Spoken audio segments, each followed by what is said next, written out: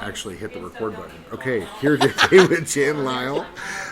Thanks for coming, first off. Sure. And you can't actually see it, but she's wearing the most epic Kansas City Chiefs shirt ever. So I don't know. Did you know I was a Chiefs fan? No, I didn't. Well, No. I'm so glad that you.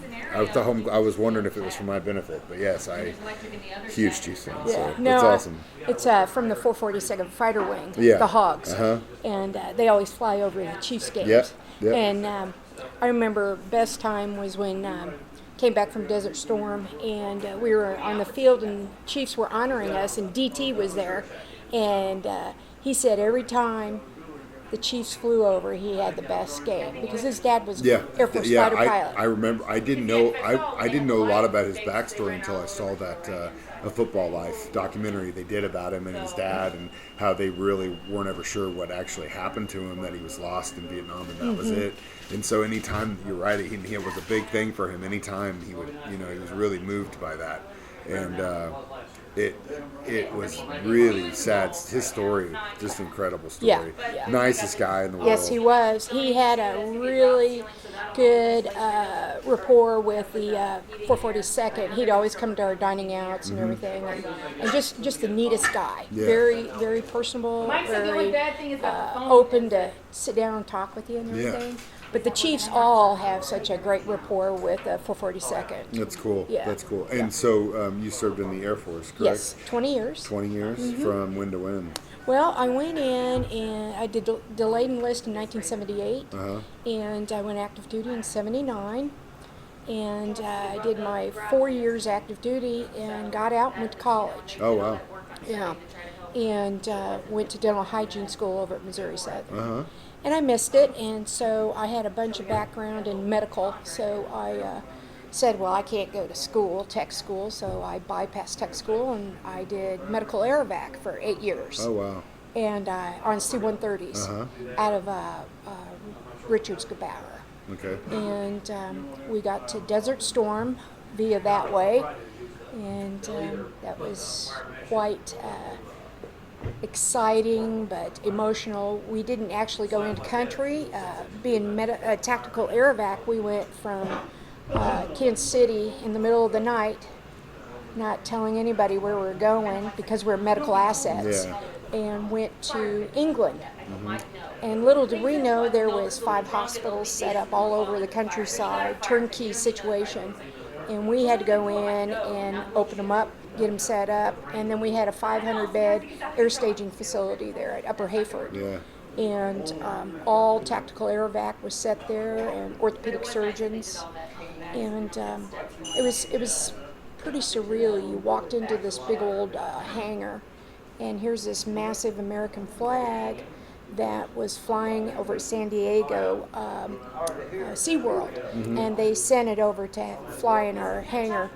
And you walked in, you saw all these beds, these NATO beds, and that big flag, and it's just like, this is real. Yeah. This is real. Yeah. But luckily, we didn't have that much action there. They all were sent to Germany, and if they needed to go back to the States, we took them back to the States. Yeah.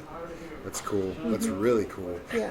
So you were pretty much just in England during that time? Yes. Yeah. And so they would come out, I would assume, from the Middle East out to England, and then they'd be there, and then either go back or come home. Right. That's Yeah. great. We'd run them up and down the East Coast and down eventually into San Antonio. What'd you think about England? I bet you were working your butt off, so you probably didn't get a whole chance to see a lot of it. I'm an Air Force brat, and so my dad's retired Air Force, and my oldest brother, and so we lived in England 3 years. Oh, wow. Even before I got over there for Desert Storm. Yeah. So I loved England. We had one chance to get a weekend off after things settled down and the security was okay. There was a lot of protesters, and we had a lot of restrictions, but yeah, we managed to enjoy it a little bit. Yeah, that's cool. What'd you do? Did you get to see anything? Yeah, we went. I went up to where my old stomping grounds were and got to see that again, and just went out to see the countryside. Yeah, Yeah. it's crazy. I've never been, so Oh my I'm gosh, always, I love it. I know I want to go so bad. It's probably my most favorite place I ever lived. I always hear it's incredibly expensive. Yes. You know what I mean? And Yeah.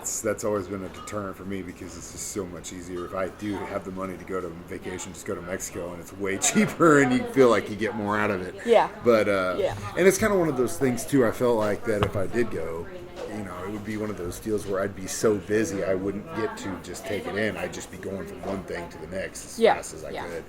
could, which is kind of defeating in some sense when you're on vacation. You feel Right. like you're working harder. Yeah. So what'd you do when you get out? I understand you're part of a all-women's Legion. Yes. Is that correct? Post 1214, Uh-huh. I've been retired 14 years, and so it's like once you get out of the military, it's just like kaboom. All your ties are severed. Yeah. You don't have any real interaction because my group is up at, being the 442nd is up at Whiteman. And so some gals approached me.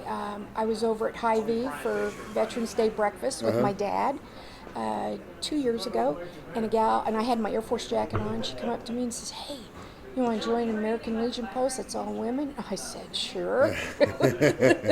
And she says, "Okay." So she took all my information, and a year ago in December, we signed our charter, and it's just been roller coaster. That's We've cool. just been picking up women left and right, and women in the military have such a different camaraderie than the men.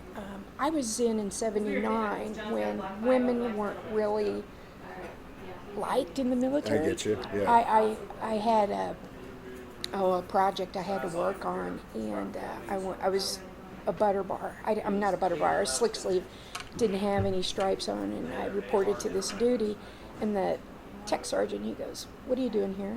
I said, "Well, I was supposed to come here and work on this project." He says, "I told him I didn't want any women." And I said, "Well, give me a chance, sir." And so by the end of the inventory, it was all summer, it was like 3 months. And in an old warehouse, we were inventorying Vietnam assets that came out of Taiwan.